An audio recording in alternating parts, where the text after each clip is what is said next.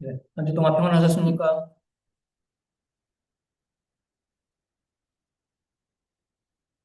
홍역 자매님의 특송 잘 들었고요. 참 앞에 나와서 이렇게 뭘 한다는 게 참 이렇게 편안하지만은 않습니다. 예, 많이 부담이 되고 떨리기도 하고.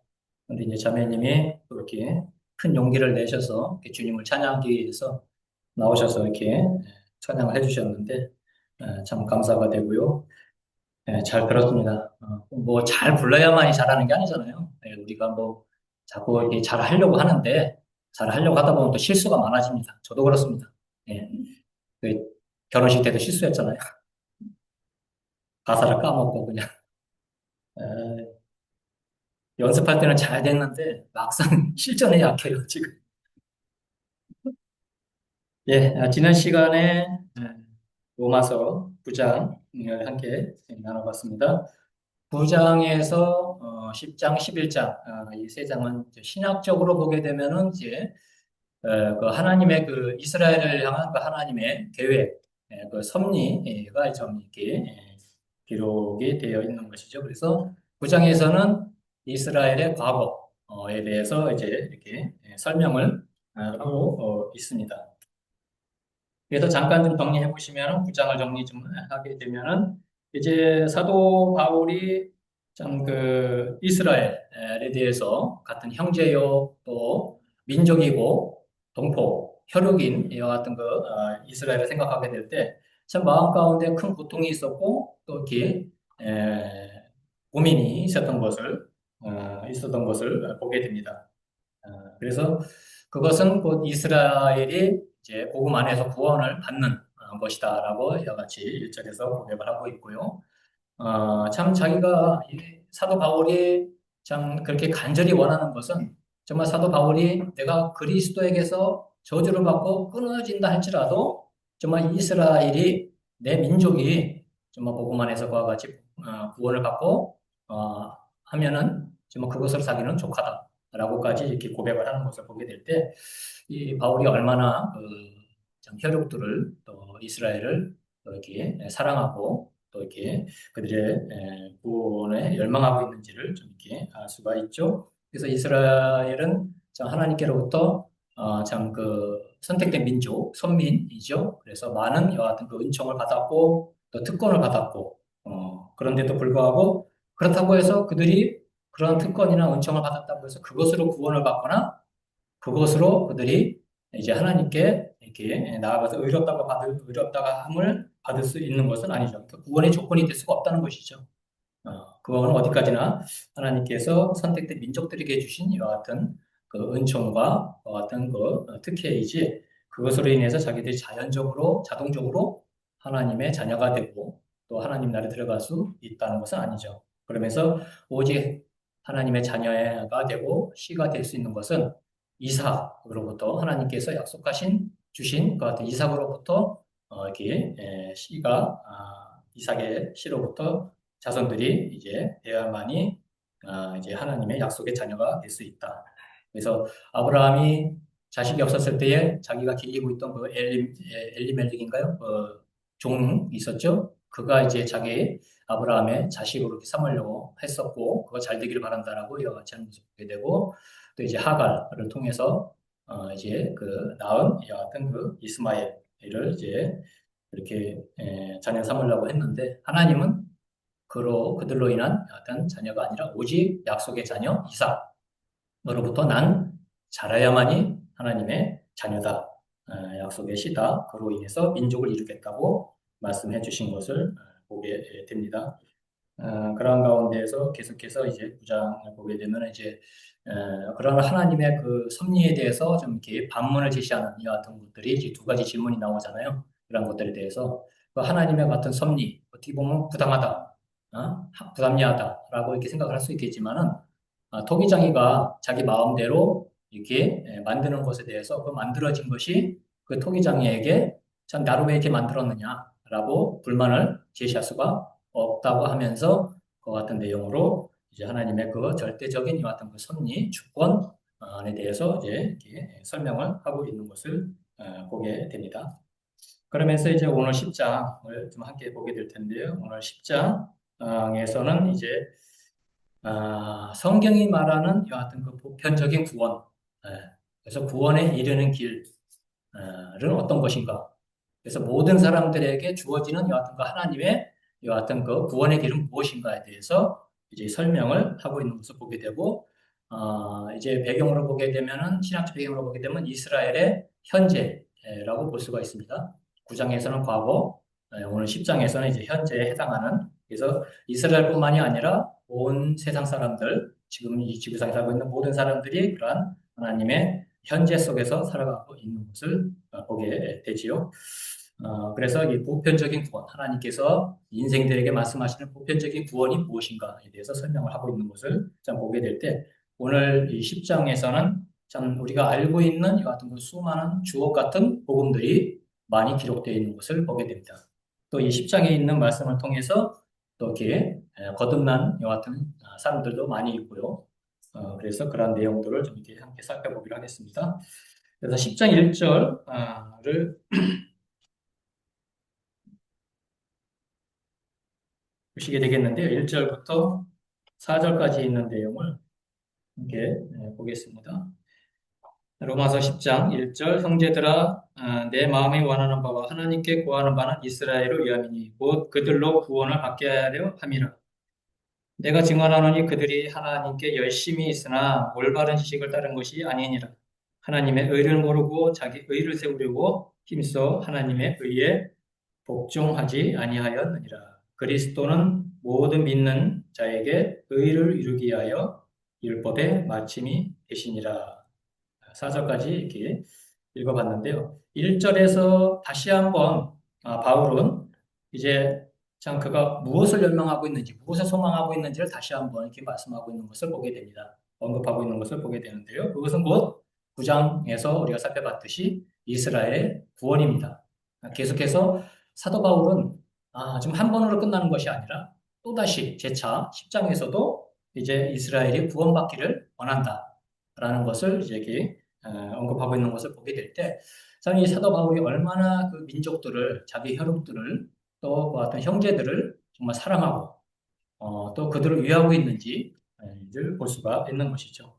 그래서, 우리 사람들 간에 또 특히 연인들 간에 정말 사랑한다면은, 사랑하는 그 같은 관계에 있으면은, 그냥 만나면서 매일같이 그냥 만나서 헤어질 때까지 사랑한다, 사랑한다, 계속 사랑한다고 이렇게 말을 하잖아요.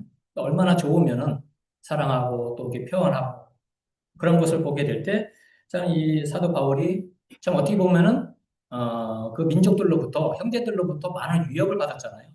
참 이렇게 죽음에까지 이를 수 있는 이와 같은 위험까지 그가 당했지만은 복음을 전할 때 결코 그들을 미워하거나 그들에게 복수하려고 하는 그런 마음은 절대 없었던 것이죠.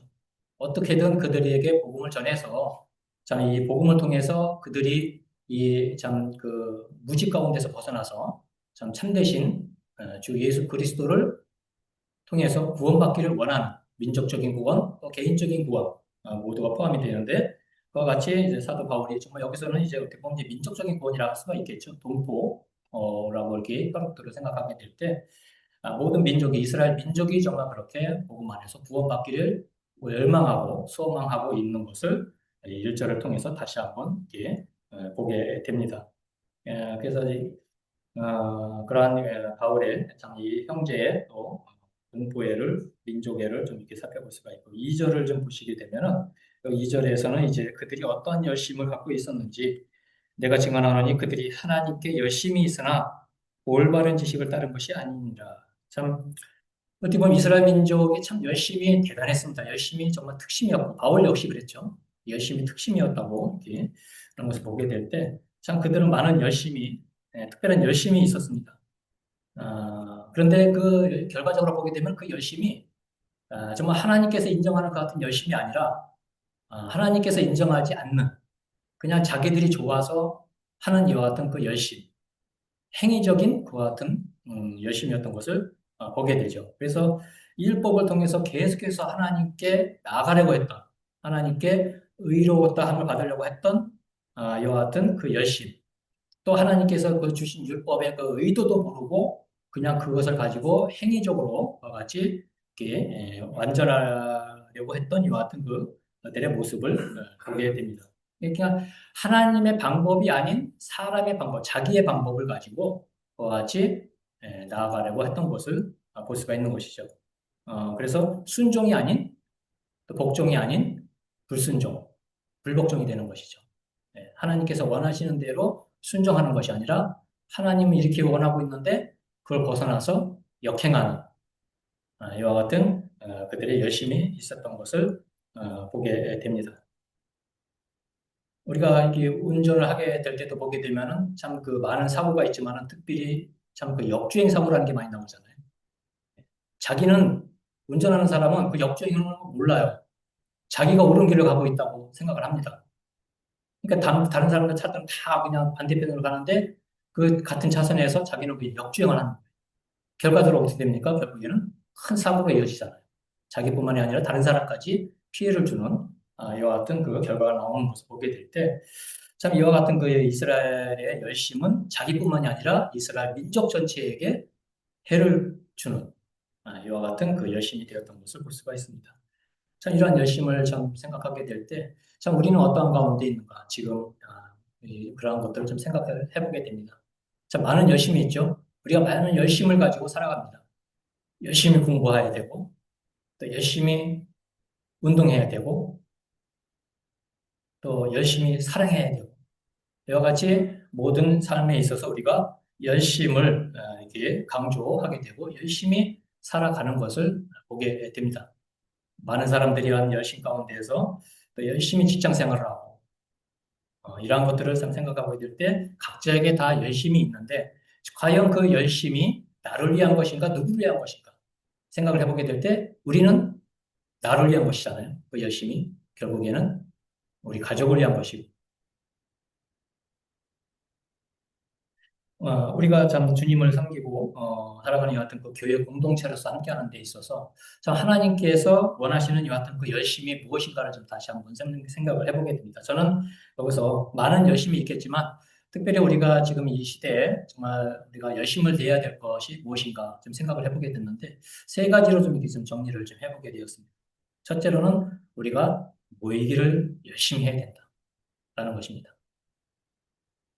로마서에도 있지 않습니까? 로마서 12장에 있나요? 부지런하여 게으르지 말고 열심을 품고 주를 섬기라. 라고 이렇게 분명하게 권면하고 있습니다. 또 모이기를 피하는 어떤 사람들의 습관같이 하지 말고 오직 권하여 그날이 가까움을 볼수록 더욱 그리하자. 어떻게 하자? 더욱 열심을 내자. 모이기를 힘쓰자. 라고 이와 같이 또 풀이할 수가 있는 것이죠. 이와 같이 참 모이기를 우리가 힘쓰고 함께 모여야 되는 것. 이것이 얼마나 중요한가 생각을 하게 됩니다. 참 그 빙구 선생의 그 유명한 그 버록이 있잖아요. 흩어지면 죽고 뭉치면 산다. 예, 마찬가지입니다. 참 우리가 모이기를 힘써야 되고 뭉쳐야 되는 것이죠. 각자 개별 행동하고 참 각자 생활하다 보면 흩어지게 마련이고 그러다 보면 결과적으로 그것은 도움이 안 되는 것이죠. 개인뿐만이 아니라 구성원 전체에게 도움이 될 수가 없는 것이죠.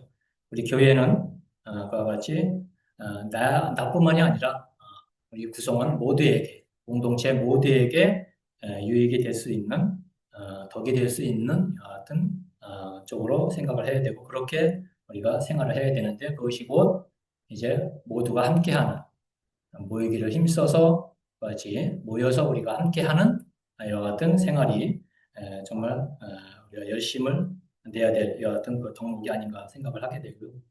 또 한 가지는 이제 사랑입니다. 예, 가장 중요한 것이 바로 사랑 아니겠습니까?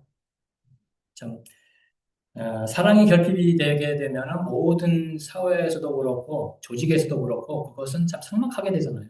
우리가 교회에서 사랑이 주님의 같은 그 사랑이 형제 사랑이 결여된다는 것은 결핍이 된다는 것은 참 세상과 다를 바가 없는 것이죠. 그래서 이 마지막 때 에베소 교회도 처음 사랑을 버렸잖아요. 예, 그렇게 아주 그냥 아, 에베소 교회가 많은 은사들을 가지고 있었지만 가장 중요한 가장 기초가 되는 어떤 처음 사랑을 버림으로 인해서 주님께 책망을 받는 또 교회 자체가 어떻게 됐습니까? 사라졌잖아요. 이런 것들을 참 보게 될 때 이 사랑이 얼마나 중요한가. 그래서 우리가 주님의 사랑으로 그래서 무엇보다도 뜨겁게 사랑할지니 사랑은 모든 허물을 가리운다라고 지금 말씀하고 있잖아요. 그래서 우리가 이 사랑하는 데 있어서 열심을 내야 된다는 것이죠. 우리가 열심히 사랑해야 된다는 것이죠. 사랑하다 말고 기분 좋으면 사랑하고 싫어지면 사랑 안 하고 이런 것이 아니라 변함없이 우리가 주님 안에서 형제 간에 성도 간에 또 뿐만 아니라 모든 사람들과 함께 사랑의 관계를 맺고 나누는 이와 같은 그 사랑.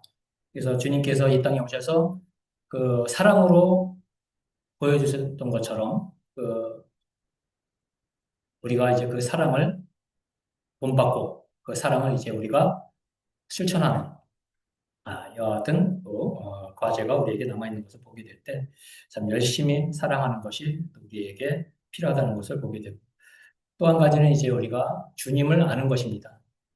이스라엘 백성들이 열심히 있었지만은 결국에는 그들이 자기 의를 세우는데 열심이었었지 하나님의 의를 세우는데 열심한 게 아니잖아요. 결국에는 그 열심이.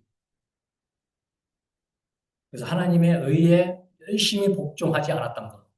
예, 열심히 있었지만 그 열심이 좋은 열심이 아니라 하나님께서 원하시는 열심이 아니라 그냥 하나님의 말씀에 하나님의 계획에 하나님의 의에 복종치 아니하는 열심.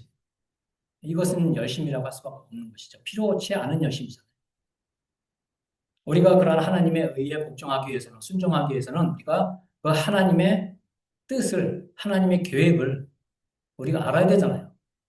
알아야만이 우리가 순종할 수 있는 거잖아요. 그러기 위해서는 어떻게 됩니까? 하나님의 말씀을 우리가 많이 알아야 되는 것이죠. 물론 지식적으로도 필요합니다.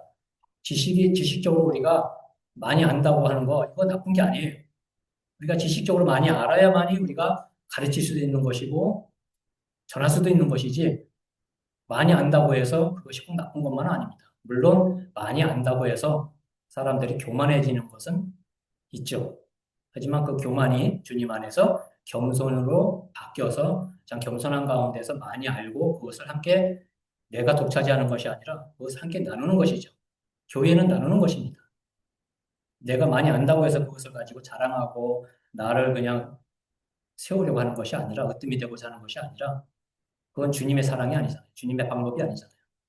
함께 모두가 교회 구성원이 함께 자라고 성장하고 하는 것을 주님은 원하시고 또 그러한 목적으로 우리가 유익과 덕을 나눠야 되는 것이고 지식을 나눠야 되는 것이잖아요. 그래서 네가 진리의 말씀 옳게 분별하여 부끄러울 것이 없는 인정된 자로 하나님의 일부러 인정된 자로 자신을 하나님 앞에 드리기를 힘쓰라 그랬는데 열심을 내라라고 또 이렇게 우리가 바꿀 수도 있는 것이죠.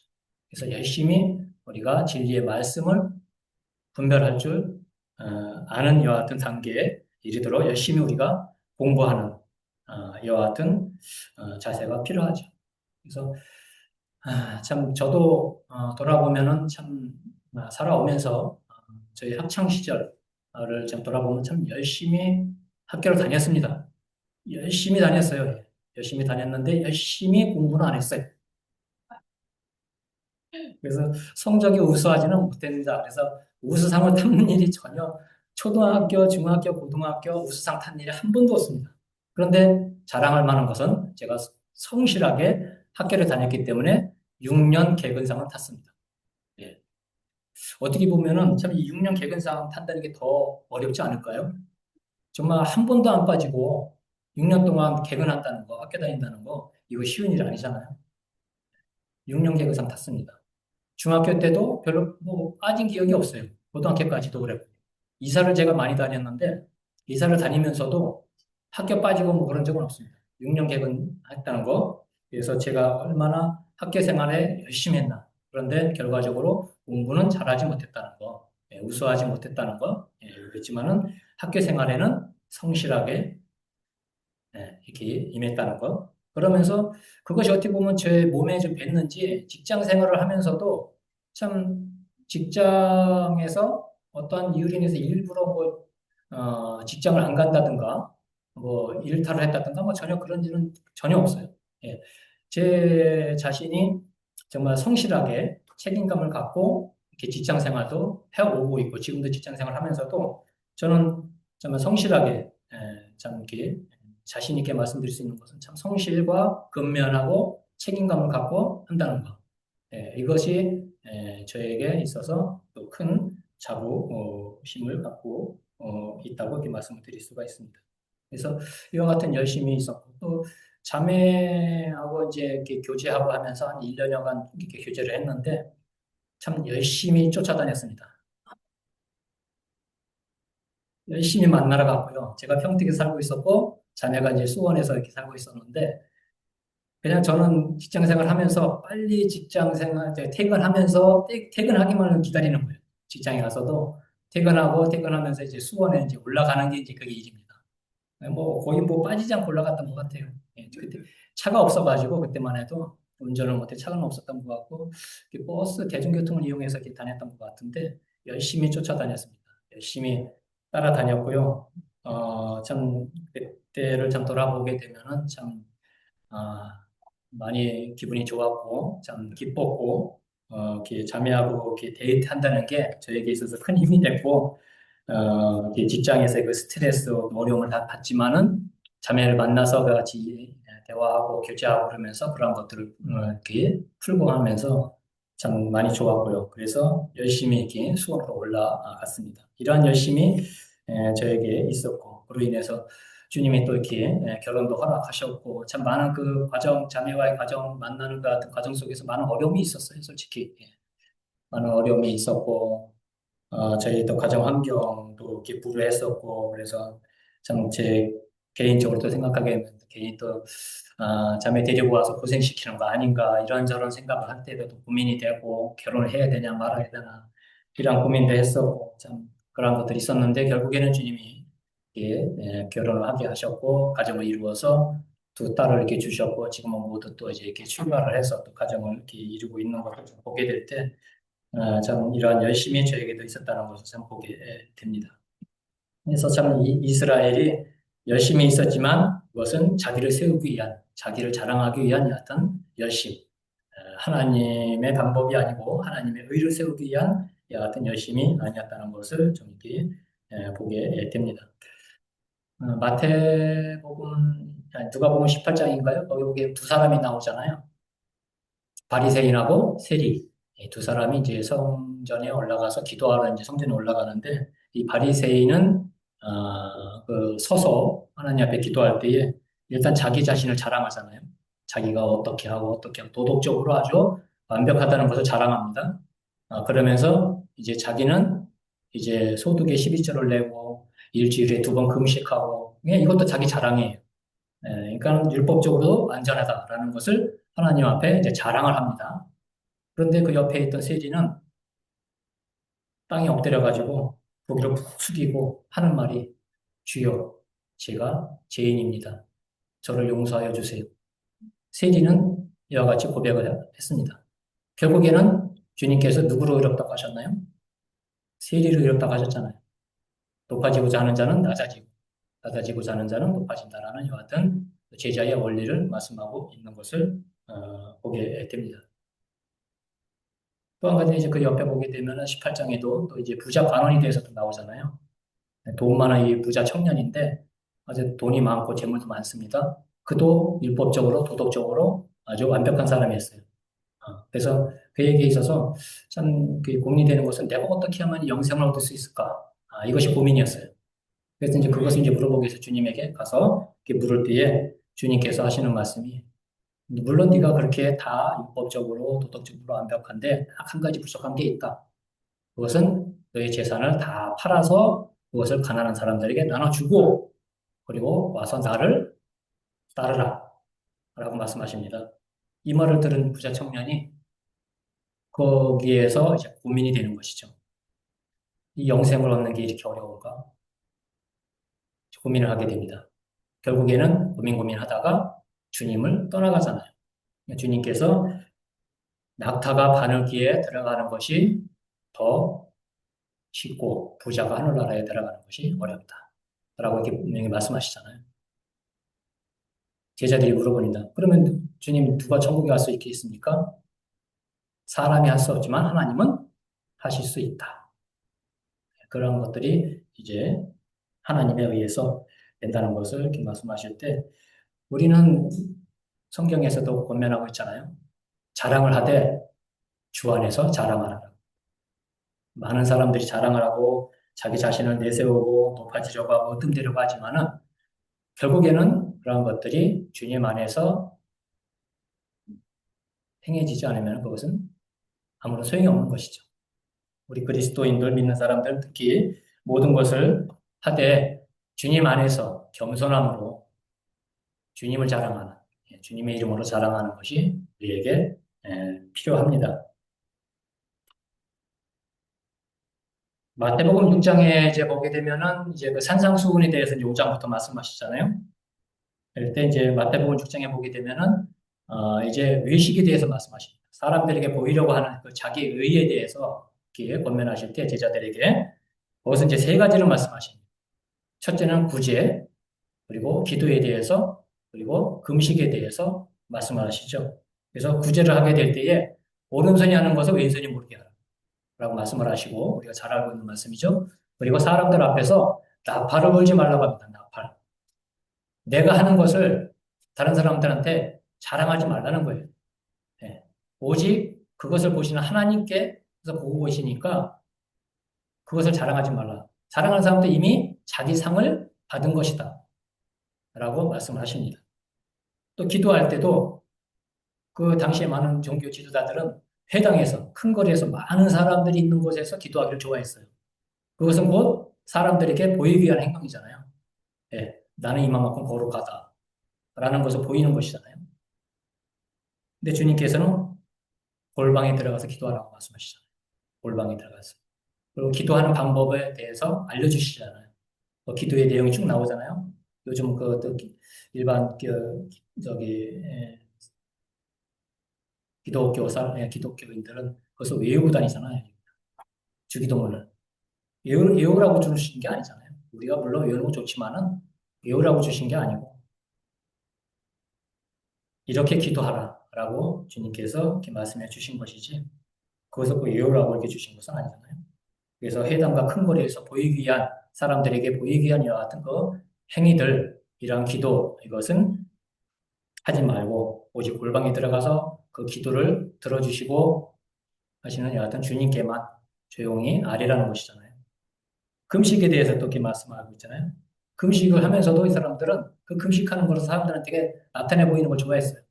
그러니까 그냥 금식을 하면서 그 인상을 있는 대로 다 찌푸리고 슬픈 기색, 슬픈 표정을 하고 다니면서 나는 이만큼 금식하고 있다. 라는 것을 자랑하고 있는 것이죠. 주님께서 머리에 기름을 바르고 얼굴 씻으라고 말씀하시잖아요. 표정 관리하는 거죠. 표정 관리, 이미지 관리. 예, 많은 대중들을 앞에 서는 사람들은 그런 표정 관리, 이미지 관리를 많이 하잖아요. 인위적인 거잖아요. 그게 진심이 아니라 가면이죠, 가면. 사람들 앞에서 행복하지도 않은데, 기쁘지도 않은데, 행복한 척, 기쁜 척하고 막 하는 거. 진심이 아닌 이러한 것들, 이러한 가면적인 어떤 행동들을 나타내는 거. 이것이 주님 앞에서는 필요 없다는 것이죠. 주님께는 있는 모습 그대로 이렇게 나오는 것을 주님께서 원하십니다. 이러한 것들이 외식이라는 것이죠. 외식. 자기의, 자기를 나타내기 위한, 자랑하기 위한 이와 같은 것들이라고 이렇게 말씀하고 있는 것을 보게 됩니다. 그랬을 때 4절에서 주님께서 이제 결론적으로 말씀하십니다. 주님께서 그리스도는 모든 믿는 자들에게 의를 이루기 위하여 율법의 마침이 되셨다라고 말씀을 하고 있습니다. 우리가 구원받고 거듭나고 하나님의 자녀가 되는 것도 율법을 지켜서 율법에 행해서 되는 것이 아니라 자기 의로 되는 것이 아니라 오직 그 의를 이루시고 성취하신 십자가 상에서 이미 그 율법이 요구하는 모든 것들을 이루시고 성취하신 완성하신 그리스도를 우리가 믿음으로 그러나 믿는 내용들이 10장의 본문에 많이 나와 있잖아요. 우리가 어떻게 해서 믿을 수 있는지 그 어떤 그 보편적인 이와 같은 그 방법에 대해서 말씀하고 있는 것이 오늘 10장입니다. 그러한 주님을 통해서 우리가 여러 가지 의롭게 될 수 있다는 것을 결론적으로 이렇게 언급하고 있는 것을 보게 됩니다. 이어서 10장 5절에서 8절까지 있는 내용을 이렇게 보시게 되면 이제 그 전파되는 것이 곧 말씀이다. 믿음의 말씀이다라는 것을 말씀하고 있죠. 그래서 그 믿음의 말씀이 멀리 있는 게 아니죠.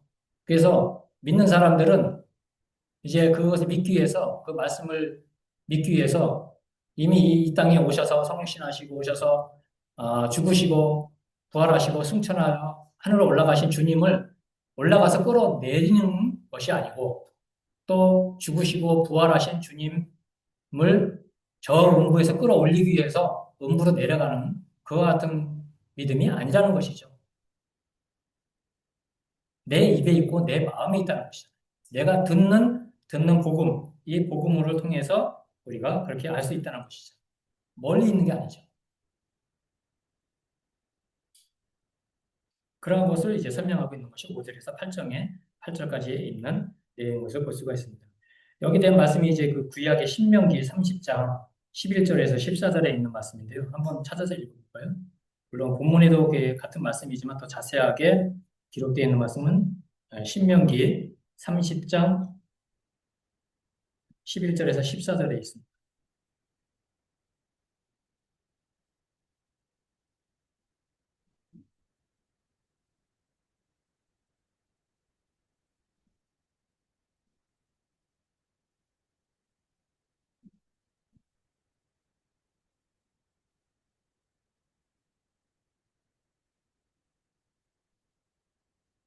민수기를 켰네. 신명기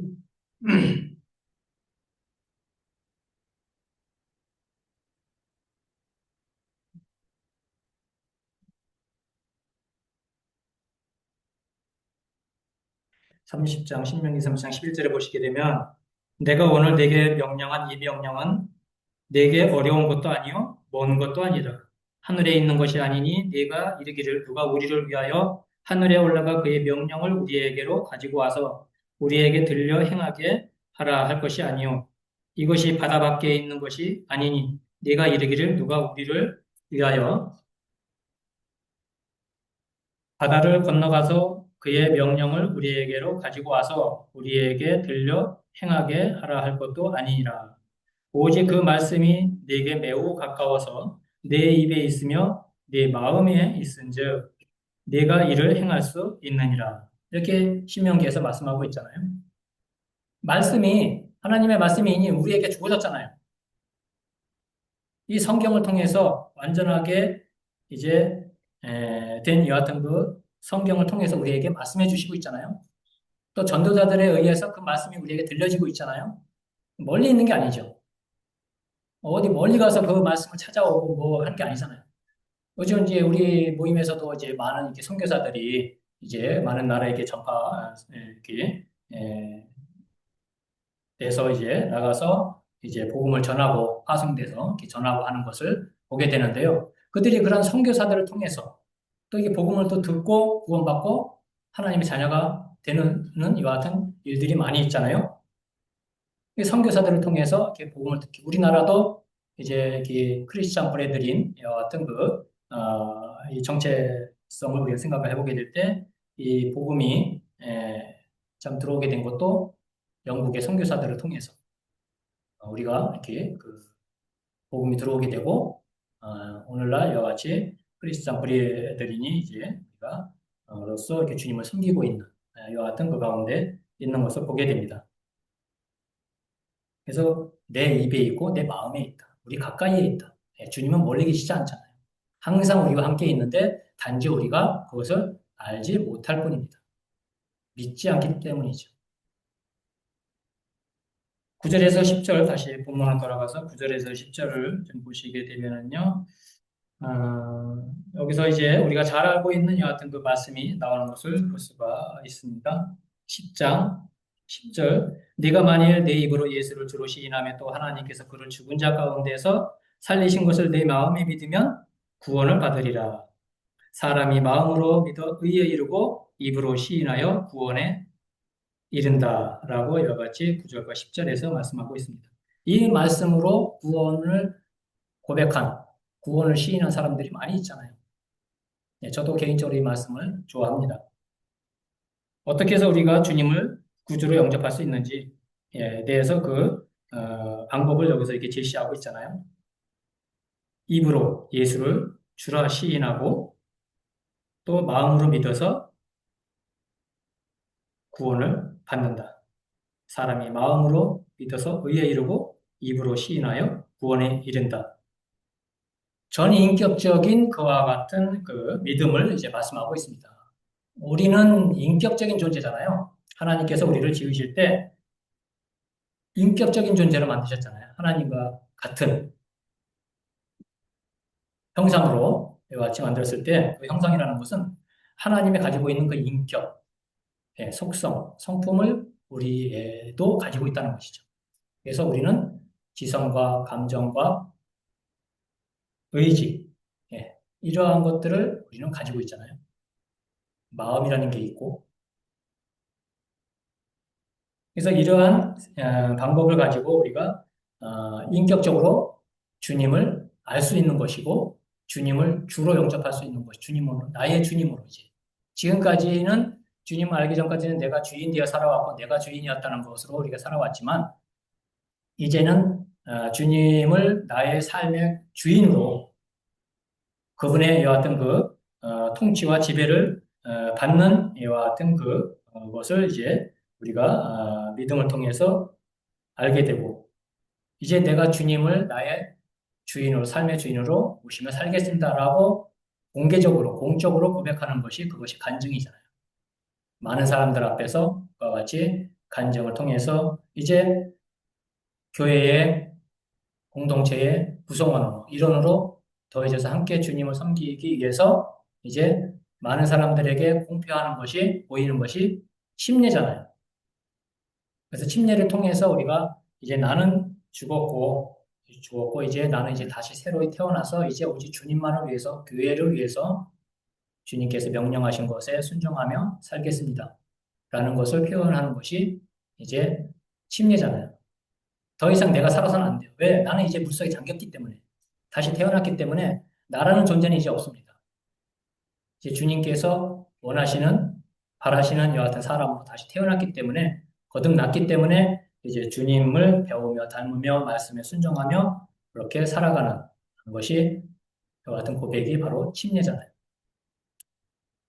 전인격적인 이와 같은 믿음이 필요하고 또 공개적인 이와 같은 고백, 또 우리의 그 삶을 통해서 계속적으로 우리가 교회에서만 우리가 믿는 사람처럼 이렇게 행동하는 것이 아니라 우리가 삶의 현장에서 내가 처한 곳에서 항상 그것은 변함이 없어야 되는 것이죠. 나의 신분이 어떠한 신분인가를 생각하게 될 때 나는 그리스도인이다. 나는 거듭난 사람이라는 거 이것을 잊어서는 안 되고 그러한 삶이 간증으로 계속해서 모든 사람들 앞에서 증거되어야 되고 증명이 되어야 된다는 것이죠. 그것이 삶의 고백 아닙니까? 간증이고.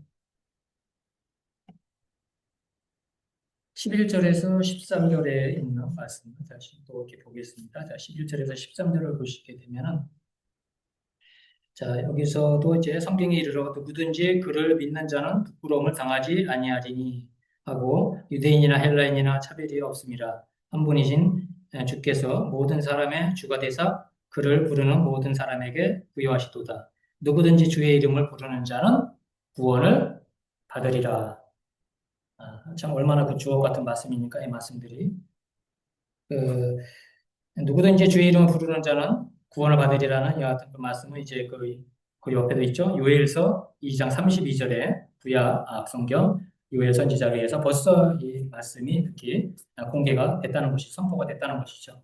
자, 여기서는 이제 무엇을 의미할까 보게 될 때 11절에 13절의 말씀은 아까도 이제 그 제목에서 말씀을 드렸듯이 모든 사람들에게 해당이 되는 유대인이건 헬라인이건 자유인이건 이방인이건 종이건 모든 사람들 남자건 여자건 남녀노소 할 것 없이 이 땅에 살고 있는 모든 사람들에게 해당이 되는 것입니다. 보편적이라는 것이죠. 누구는 해당되고 누구는 해당이 안 되는 것이 아니라 보편적이라는 것이죠. 누구나 주의 이름을 부르는 자는 구원함을 받는다. 이것이 하나님께서 원하시는 하나님의 구원 방법이잖아요. 누구나 균등하게 받을 수 있는 것.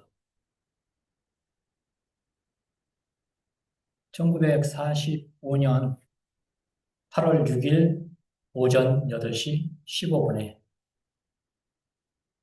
히로시마 상공에 검은 물체가 높이 떠서 그곳에서 커다란 검은 물체가 떨어지더니 섬광이 일어나면서 거대한 버섯 구름이 일어났습니다. 인류 최초의 원자폭탄이 투하됐죠. 즉시로 한 7, 8만 명이 죽었습니다. 원자폭탄으로 인해서. 45년 말까지 사망자 수를 추정을 했는데 한 14만 명 이상이 죽었다고 합니다. 당시 히로시마의 인구가 한 35만 명이라고 합니다. 인구 수의 한 4, 50%가 죽은 것이죠. 얼마나 이 원자폭탄이 무서운 걸까요? 인류 최초로 와 같이 미군에 의해서 원자폭탄이 투하되고 그로 인해서 이제 결국에는 일본이 항복을 하게 되잖아요. 아시아 태평양 전쟁에서. 그리고 우리도 해방을 맞이하게 되고. 하지만 이 원자폭탄이 투하되기 전에 선전포고가 없이 그냥 투하된 게 아니에요. 이미 선전포고가 됐습니다. 그 전에 비행기가 다니면서 히로시마에 전단지를 뿌렸어요. 많은 사람들이 전단지를 읽어봤습니다. 조만간에 히로시마에 원자폭탄이 투하될 것이다. 이 글을 읽는 사람은 지금 즉시 히로시마를 떠나라.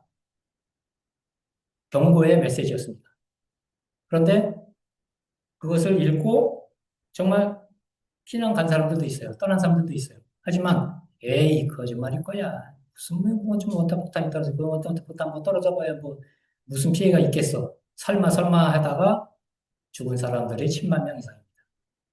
우리 성경에도 보게 되면 소돔과 고모라성에 보시게 되면 소돔과 고모라성을 멸하실 때에 하나님께서 그냥 즉시로 멸하신 게 아니잖아요. 그 전에 하나님께서 일주일간의 기한을 주셨습니다.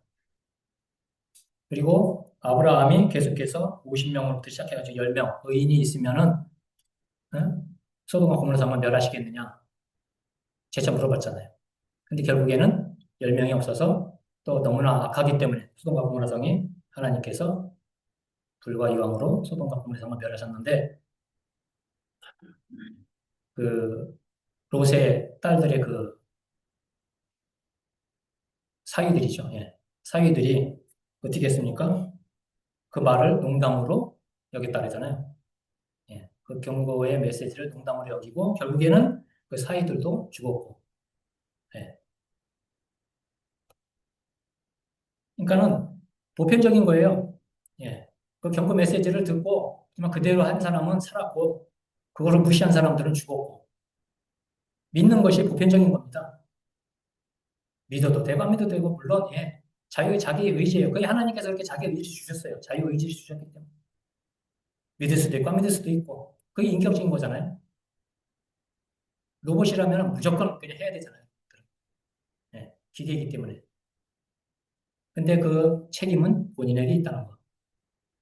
네, 그거를 우리는 알아야 된다는 것이죠.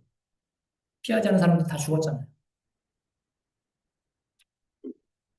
보편적인 이와 같은 구원에 대해서 이렇게 말씀하고 있고 누구든지 믿는 자, 부르는 자 이렇게 말씀하고 있는데 이것은 그와 같이 이러한 자들은 이제 구원을 받는다는 이와 같은 것에 대해서 말씀하고 있는 것을 보게 됩니다. 마지막으로 10장 15절을 한번 보시겠습니다. 15절 보내심을 받지 아니하였으면 어찌 전파하리요 기록된 바 아름답도다 좋은 소식을 전하는 자들의 발이요 함과 같으니라. 이사야서 52장 그 7절에도 이와 같은 말씀이 있는데요. 이제 듣고 이렇게 믿을 수 있는 것은 보내심을 받은 사람들이 있기 때문에 우리가 듣고 믿을 수 있는 거잖아요. 우리도 또 그렇게 누군가를 통해서 복음을 들었기 때문에 믿은 것이고 아름답도다 좋은 소식을 전하는 자들의 발이요. 좋은 소식은 이제 다들 아시겠지만 이제 복음이잖아요. 복된 소식, 기쁜 소식, 굿뉴스. 이것을 전하는 자들의 발이 아름답다고 이렇게 말씀하고 있는 것을 보게 됩니다. 기원전 490년에 그리스하고 페르시아 전쟁이 있었습니다. 근데 페르시아가 이길 것으로 이렇게 예상을 했는데 결과적으로는 그리스가 이겼어요. 그 그리스의 마라톤 평화라는 같은 곳에서 이렇게 전쟁이 있었습니다. 그래서 이제 그리스가 이겼다는 이 같은 그 승전보를 알리기 위해서 이제 전령을 보내야 되는데 그 필리피데스라는 이 같은 그 전령을 이제 보내서 아테네에 이제 그 승전보를 전하려고 이제 이렇게 했습니다. 그래서 그 마라톤에서 아테네까지의 거리를 대략 한 40km 이상 되는 걸로 이렇게 알고 있는데요. 이 전령이 그 승전보를 가지고 아테네에 승전보를 전하기 위해서 쉬지도 않고, 쉬지도 않고 달리고 달려서 결국에 아테네에 도착해서 승전보를 알리고 그 자리에서 운명을 달리했다고 하는 여하튼 그 내용이 있고, 그래서 마라톤이 지금 현재 42.195잖아요.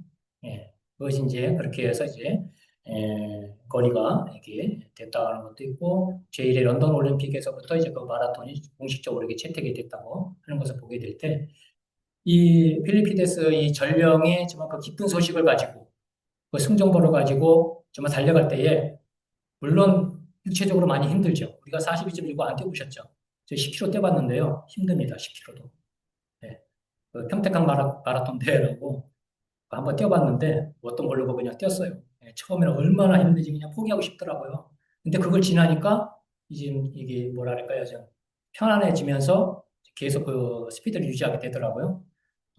그래서 저도 한 10km 뛰어봤는데 42쯤은 완주를 한 번도 안 해봤습니다. 못 해봤습니다. 예. 정말 뛰어본 사람들이 그러는데 참 죽을 것 같은 느낌이라고 하더라고요. 그 40km를 정말 그 기쁜 소식을 알리기 위해서 달려갔어요. 예. 끝까지. 그 달려가는 발이 얼마나 아름답겠습니까? 그가 패배의 소식을 갖고 달려간 것이 아니라 승전보, 이겼다고 하는, 예. 그리스군이 이겼다고 하는 어떤 승전보를 가지고 기쁜 마음으로 달려갔을 거예요. 몸은 힘든데, 발은 힘들고, 포기하고 싶고, 쉬고 싶고도 하지만은, 그런 그 기쁜 소식을 가지고 빨리 알리기 위한 이 같은 마음으로 자기의 이러한 힘든 것도 포기하고 끊임없이 달려가서 이렇게 승전보를 알렸던 이 같은 소식, 이 기쁨의 소식을 전했던 것을 보게 됩니다. 에베소서 6장에 보게 되면 우리가 전신갑주를 취하는데 그 마지막에 이제 우리가 그 신발을 신을 때 평안의 복음의 신발을 신으라고 그러잖아요. 평안의 복음의 신발을 준비하라. 그래서 우리가 이 마지막 때 지금 우리가 살아가고 있는 시대에 또 주님께서 우리에게 주신 이 같은 그 지상명령, 그것은 곧 복음을 전파하는 것이잖아요. 내가 먼저 듣고 믿은 이와 같은 그 복음, 이것이 이제 주님은 온 세상에 전파되기를 원하시는 거잖아요. 모든 사람들에게 보편적으로 듣고 믿음으로 구원함을 받는 이와 같은 보편적인 구원을 주님은 모든 사람들에게 전파되기를 원하고 그것을 이 교회에 소명으로 주셨고 사명으로 주셨기 때문에 우리가 이 교회가 그러한 일에 전심전력해야 되고 열심을 내야 되는 것이고 이 기쁜 소식을 안고 우리는 쉼없이 달려가야 합니다. 올해가 말의 해잖아요. 말띠. 말은 정말 강인하잖아요. 쉼없이 달려가잖아요. 얼마나 역동적입니까? 우리 비전교회가 올 한 해도 정말 말과 같이 지치지 않고 힘있게 복음을 들고 평화의 메시지를 들고 평안의 신발을 신고 쉼없이 달려가며 복음을 전하는, 증거하는 그와 같은 교회가 되기를 간절히 소원하고 바랍니다. 기도하고 마치겠습니다. 아버지 하나님 감사를 드립니다. 로마서 10장 말씀을 통해서 누구나 자 보편적으로 복음을 듣고 구원을 받을 수 있는 이와 같은 말씀을 또 귀한 은혜를 또 은총을 허락하여 주심으로 인해서 감사를 드립니다. 아버지 하나님 저희들이 그것을 머물지 않게 하시고 저희들이 먼저 듣고 믿은 것을 이제 전하고 증거하고 선포하는 이와 같은 일에 주님 저희들이 열심을 낼 수 있도록 도와주시고 또 저희들이 열심으로 사랑하고 주님의 그 사랑을 저희들이 나타내고 나누고 성취하는 그와 같은 삶이 주님이 오시는 그날까지 함께하며 주님께 영광과 존귀를 돌려드리는 그와 같은 한 해, 그와 같은 26년이 그와 같은 우리 비전교회가 되기를 간절히 소원하며 기도를 드립니다. 존귀하신 우리 주 예수 그리스도의 이름으로 기도했습니다.